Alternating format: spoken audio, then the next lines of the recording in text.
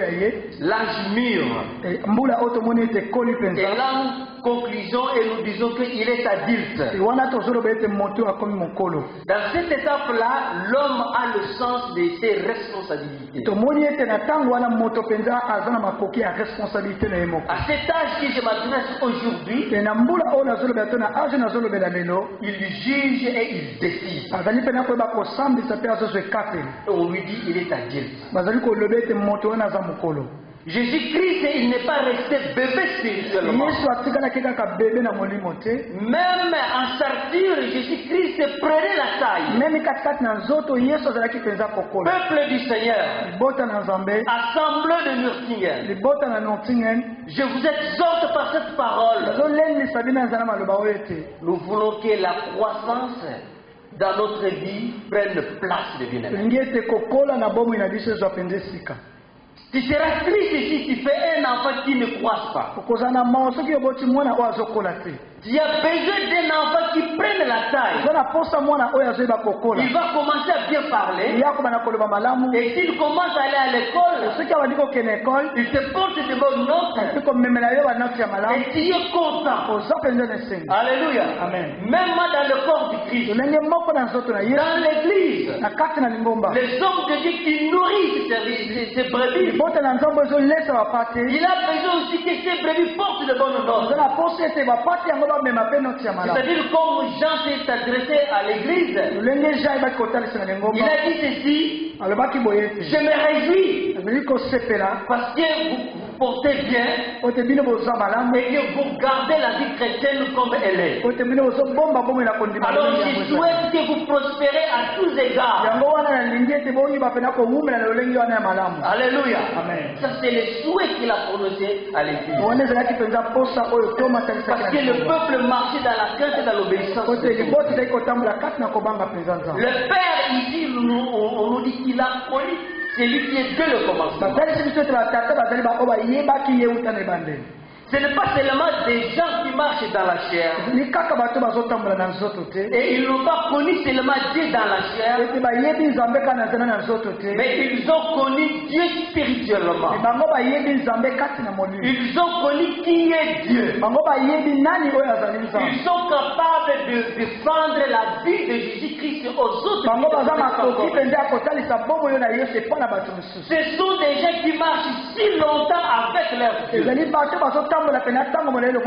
Ils obéissent jour et nuit à la parole du Seigneur.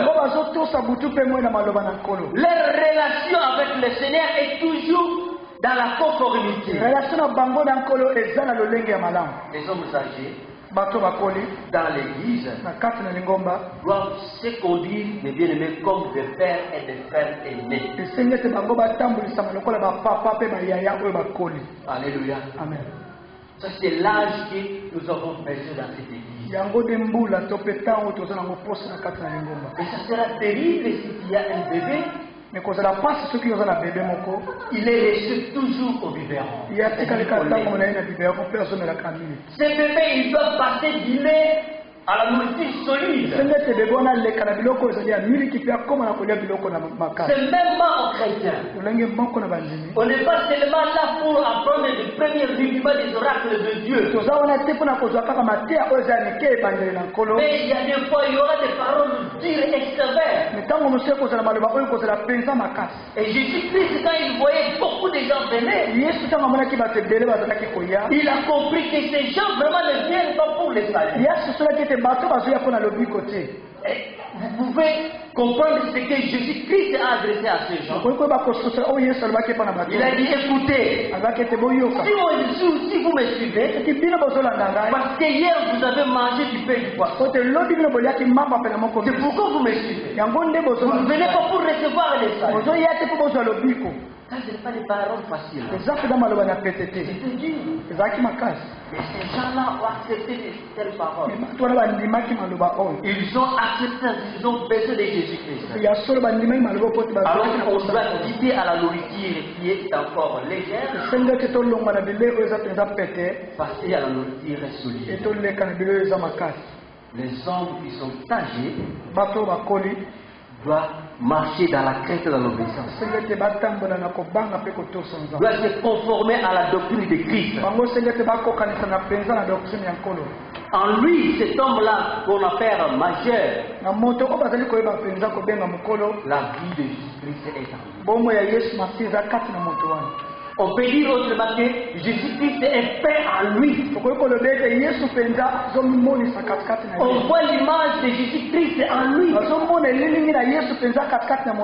que tu prêches, tes actes, ton comportement, la façon où tu agis, les gens voient Jésus. C'est ça l'homme majeur. Qui est dans la majorité. Qui a atteint l'âge, on peut te donner des responsabilités. Parce que tu peux juger et tu peux décider. Mais bien aimé, dans cet âge, il y a des qualifications. Quand tu es majeur, tu dois être sobre. C'est-à-dire quelqu'un qui peut se contenir. Il y a des gens, si longtemps qu'il est dans la vie chrétienne, il a la parole de Dieu en lui. Il lit chaque fois la parole. Mais il n'a pas cette vie de sobriété. Il ne sait pas se contenir. S'il y a un problème, s'il y a une situation dans son corps, il répond directement. Vous savez, la chair ne se ressentit jamais. Toujours ses appétits sont là. Il a toujours besoin qu'on le nourrit. Mais tu dois se contenir. Tu dois comprendre que ce que je vais faire ne peut pas répondre dans ma vie. Et nous voulons être sobres. Quand il y a une situation qui vient, ce n'est pas dans toutes les situations qu'on doit pleurer. Mais tu vas pleurer comme quelqu'un qui n'a pas la foi, comme quelqu'un qui ne connaît pas la vie de Jésus-Christ. Nous avons besoin, mes bien-aimés, de gens honnêtes. Ça, ce sont des qualités d'un homme vivant. Aujourd'hui, que ce soit dans le monde, que ce soit dans l'église, vous trouvez des gens honnêtes, des femmes honnêtes. Il est parfois difficile. Mais Jésus-Christ, dans la parole de Dieu, l'instruction nous est donnée. Quand on a fait cet âge-là d'adulte, on doit être honnête. C'est-à-dire on doit être sérieux. Si tu empruntes quelque chose de trouvé, il faut rembourser. Tu prends quelque chose que tu avais besoin, il faut le remettre. Mais aujourd'hui, les gens les gens ne sont pas sérieux. Et parfois le pasteur n'a pas confiance si je lui donne du travail. Si je lui fais confiance, est-ce qu'il va répondre ou pas? Parce qu'il n'est pas honnête. Mais on a besoin des gens honnêtes, sérieux. Les gens qui se font respecter et qui respectent aussi les autres. Alléluia. Amen. C'est cet âge-là que nous voulons parler. Tu es adulte. Est-ce que tu es encore un enfant? Ou tu es encore dans cet âge-là que nous avons qualifié l'âge de turbulence? Est-ce que tu peux comprendre le temps que tu as fait dans la vie chrétienne? Je ne sais pas combien d'années que tu as fait. Mais aujourd'hui, quand nous avons totalisé 15 ans de l'église, alors il y a des gens qui ont fait plus que ça dans leur vie chrétienne. Alors si tu vois dans ta vie, tu es dans quel âge? Dans l'enfance, dans l'adolescence, ou tu es vraiment père?